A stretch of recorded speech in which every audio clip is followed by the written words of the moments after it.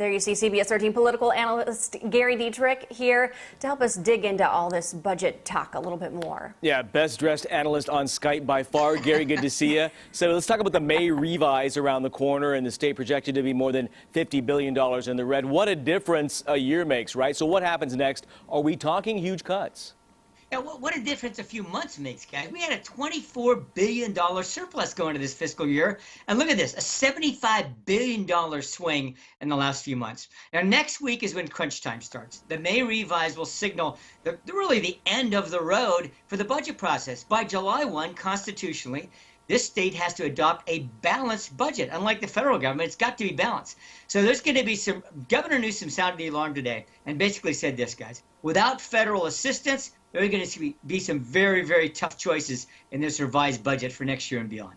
Yeah, change the term rainy day fund to pandemic fund, huh? So the governor keeps mentioning some counties are getting ahead of the game, opening up too fast. What could the governor do, I mean, in terms of punishment from the state?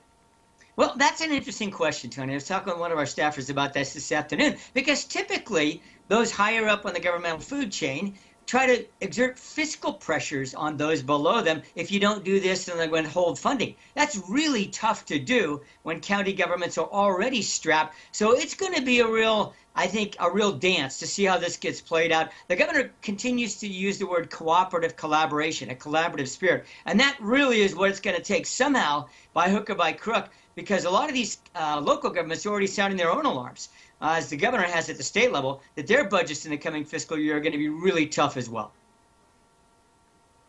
All right, Gary, we want to shift gears and talk a little bit about sports. We know you're a big sports fan. A lot of fans out there want to see their teams back in action, of course, and college ball, obviously some big business. So what kind of extra pressure do you think is there on the governor to get things back by fall?